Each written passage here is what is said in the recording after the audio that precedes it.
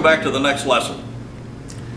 I'm doing a lesson this time on ways of holding things on the lathe. Probably a lesson I should have done a long time ago towards the beginning, because this is very basic. So if you've been turning for a while, many of the things I share with you today may be things you're already familiar with. But if you're new to turning, let me give you some options for holding things. I'm going to talk first about holding things between centers on the lathe, which would be spindles or maybe a start of a bowl project or another project. And then I'm going to talk about using faceplates and chucks for other kind of projects. So let's take this in stages. First of all, I want to talk about holding things just between centers. And I think most of you are familiar with our standard spur drives, whatever kind you happen to have. The 4-prong spur drives are really nice when we're dealing with green wood, because it tends to dig into the fibers of the wood really well on the end of a spindle.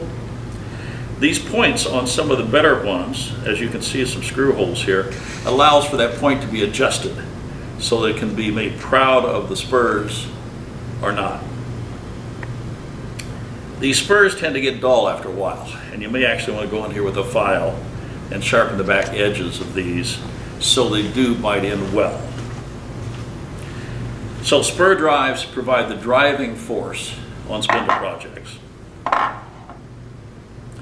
There's a spur drive that's used many times when we're doing a class on, let's say, natural edge bowls, where repositioning the wood several times on the lathe may be necessary. In that case, I might use a 2-prong spur drive that allows me to move the wood back and forth, where this limits me a little bit more on that. 2-prong spur drive. Small projects, there's a spur drive, not an adjustable point on this one, but very small for dealing with small spindles. Many times when we're dealing with hardwoods in our beginning classes, we use what's called a multi-spur drive. This is available in different sizes. The point on this one is spring-loaded, so it will not bite into the wood, but it does center. But these little multi-spurs bite very easily and require much less pressure to hold it on the lathe. Here's a spur drive I'll show you again later when we deal with chucks. This one's designed to fit actually into the jaws of a chuck. It's a 4-prong drive, an adjustable point. And I'll come back to this one later and show you how it mounts in your 4-jaw chuck. Last one I'll show you is called a safe drive. And I don't see this used very much, but it's a great drive because as you push in, this cup around here bites into the wood. More pressure, more holding force.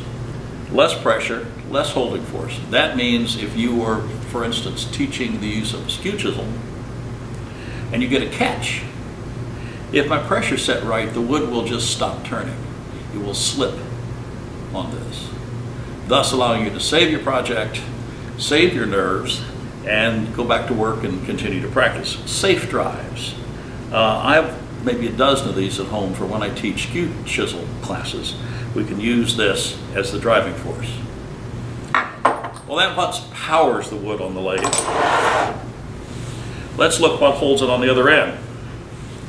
The most common type of live center is this one right here. It has a point, many of which are removable, and many of which, when these get tapped out of the lathe, the point comes out and goes flying into the sawdust and we never see it again. But this was the one that comes with most of the inexpensive lathes. We buy a lot of these. These are aftermarket. They also are live centers and spin. They're less expensive. And because we lose so many centers here at the studio, we have a number of these to replace. Same thing. The point centers, the cup around here, keeps it from digging into the wood too far. We use a lot of this one. This, if pushed into softwood, green wood, will tend to keep burying itself. However, if I have a hole drilled in the end of a project, many times this will allow me to push into the hole, pretend like this, if there's a hole. and that would allow me to be able to center up on the tailstock end. So we use a lot of these. Again, they're fairly inexpensive. Some of the older ones of these, where the point has been lost, I've modified into doing specialty chucks. I've glued on a piece of wood that has been cup-shaped. The matching piece that goes into the headstock is here. This is for doing spheres or balls. I can clamp between these 2 points. So older ones that get damaged or abused can ultimately be converted into another project.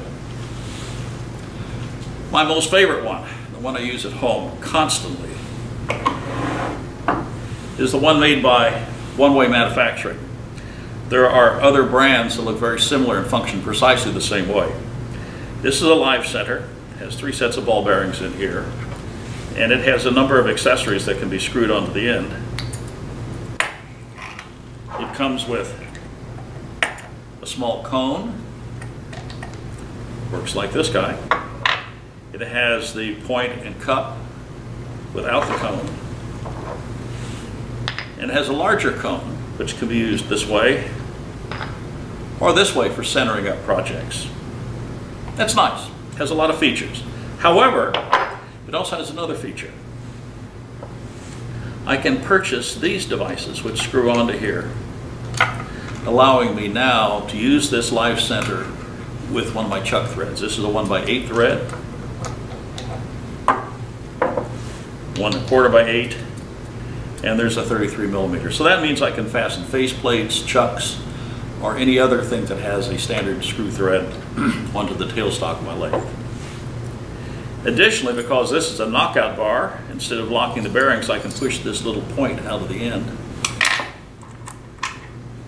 And there are a number of replacement points for it. Here's a straight one. Here's one that has a little tiny point on the end of it. These allow me to work on very, very small projects because the taper in here is a 0 Morris taper, and these are tapers, so they can be easily replaced in here. A lot of versatility. One of the more expensive life centers that you can buy, whether it's the Jet, Laguna, or the original OneWay brand, it's well worth the expense. So that's holding things between center on the lathe. I want to talk about things held just on the headstock. So I'm going to talk about faceplates next. Give me a second to clean up and bring some other things over here into the line of sight. Be right back. Cleaned up a little bit, moved the spindle settings out of the way, and brought in faceplates. I want to talk about faceplates in 2 different sections. Commercial ones, which I'll talk about second, and ones that you have made yourself. First of all, I use a lot of faceplates in the classroom that are made out of nuts and washers that have been welded up. And the nice thing about these things, they're inexpensive. The other thing though is when a glue block is fastened to them, I don't know whether this plate is exactly at 90 degrees to the nut or not.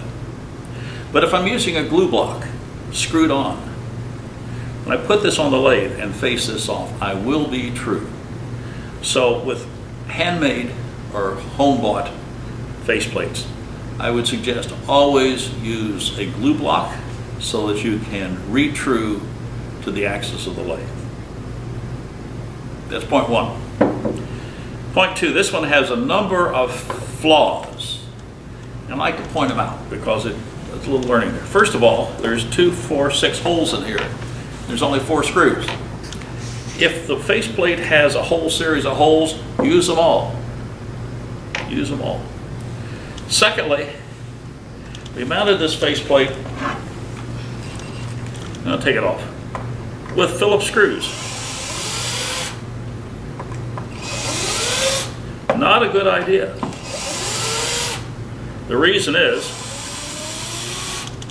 Phillips screws, these heads get eaten, and after a couple uses the screws are no good and you'll end up having to throw them away. Always use a hex head so I can drive that in each time and remove it as many times as I want without damage to the screw. These are self-tapping machine screws, and they are perfect for coming into the wood. Self-tapping has some advantages, but also has some disadvantages. For instance, if I look at the back of this, in each case where these screws have been inserted, the wood has been pressed up. As the screw goes into the wood, the fibers have to go somewhere. Generally, they're pressed upward. What that means is the faceplate is no longer setting flat to this piece of wood because of this problem here. I suggest that you always pre-drill before you mount your faceplate, thus preventing this wood from piling up and forcing the faceplate out of squareness. As I said, I prefer ones that be driven with a hex drive. They can be easily taken out, and they can be reused as many times as you need. The second thing about using glue blocks on your faceplate is always use cross-grained wood, so that as the screw goes in, it's going in across the fibers and biting. If you put a piece of end-grain wood in here and put the screw in, the chance of it pulling out is real high. So do not do that. Also, when you glue something onto the other side of an end-grain piece, you're not going to get as tight a glue joint, tight as fastened, as if it's cross-grained. So always use cross-grained wood. Always use all the screw holes. As you noticed here, I've kind of turned away a little bit in the center. I have a tendency to do that on a lot of my faceplate glue block combinations. It's easier for me to flatten 3/4 of this rather than the whole thing. So the center, I just dish out a little bit. Here's another homemade faceplate. Believe it or not, I have a number of these, and they work really, really well. This is done in, looks to be ash, maple, ash, elm, anything that's a really, really hard wood.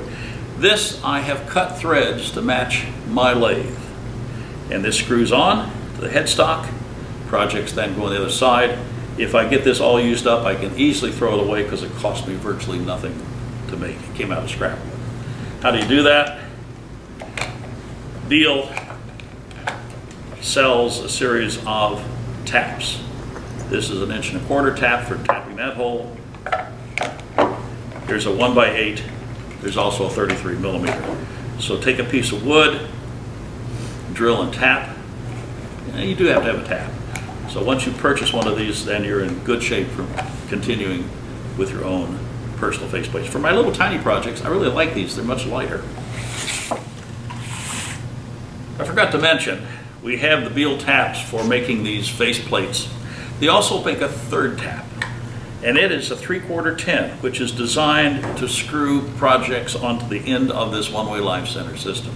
So if you want to make your own adapter or your own fitting, they also have a 3/4 tin that allows you to fit onto the OneWay, Jet, and Laguna Live Centers.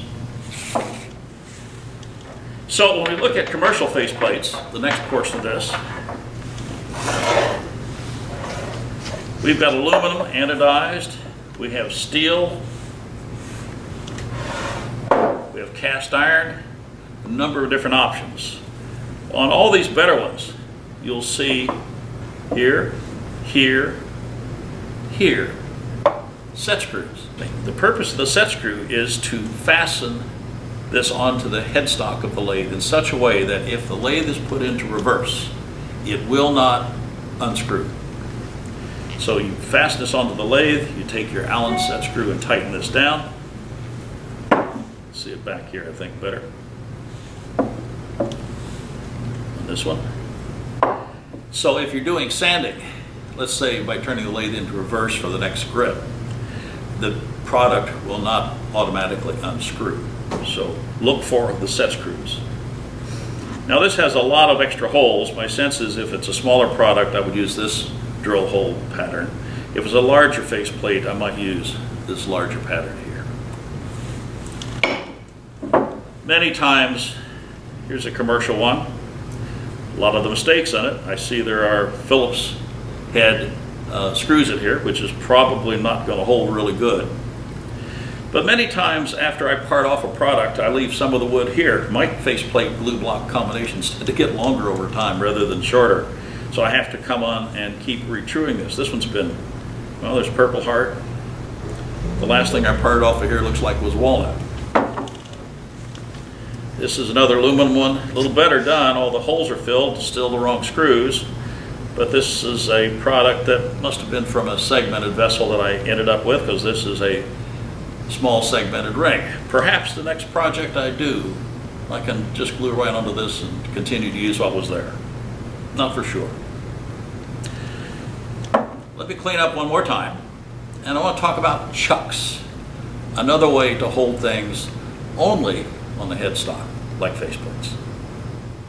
Last section of this presentation, I want to talk about 4-jaw scroll chucks, what we just refer to as chucks. There's several different brands. There are those most popular ones would be the ones from OneWay Manufacturing, which I happen to have here in 2 different sizes. If you didn't have a ruler or couldn't see them next to each other, they'd look exactly alike. This is called the Stronghold. This one's called the Talon. For smaller lathes, this is plenty big enough. There are other brands on the market. This is a Nova chuck, a different brand, set up with a different kind of jaws. These jaws are specific for holding pen blanks, for turning holes in pen blanks. Jaws can easily be interchanged on all these different chucks. Smooth jaws, larger diameter, smaller diameter. These are textured. These are dovetailed and not textured. And so there are various different options which you can get. This is the brand we happen to be using in class. It's not anything particular about it, except that these have a straight jaw. Many of the competitive chucks have a dovetail shaped jaw. And I've done it this way only so all of our chucks have the same configuration when we teach a class, for no other purpose than that. One of the features for most chucks is the ability to mount a spur drive, a screw chuck, down in the base of these jaws. For mounting like a bowl blank, drill of 5/8 hole and screw right onto this. The product sets flat against these jaws. This will hold it sufficiently while we put a tenon, let's say, on the other side. If you don't want to take the chuck off the lathe and you need to do some spur drive work, well, let me open this up a little bit more here.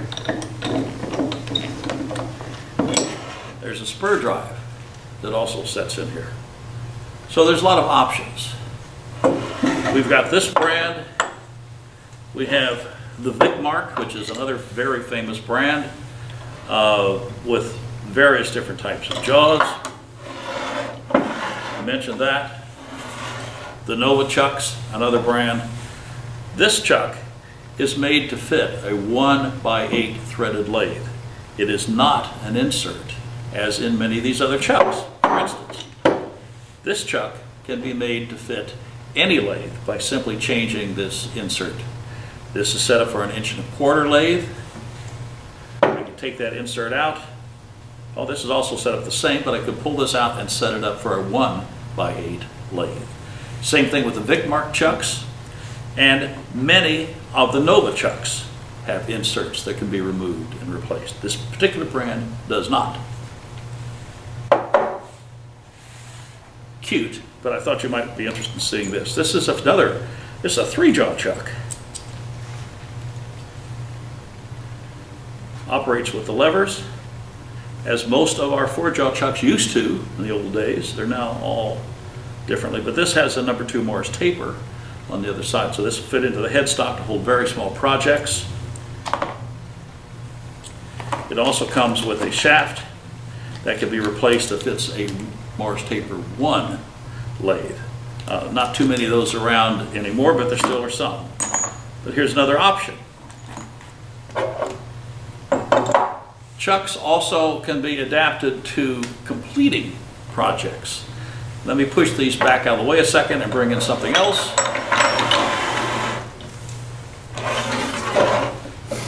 This is what's called a set of jumbo jaws or cold jaws, depending on the brand. And like the other jaws, these can be easily replaced, but the product sits here. These then, with the rubber bumpers, close in around the edge, allowing you to complete the base of a project. They come in different sizes. This is a medium size, there's bigger ones and smaller ones.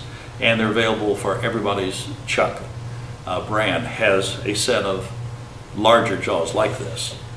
If you didn't want to mount those, there's one last option.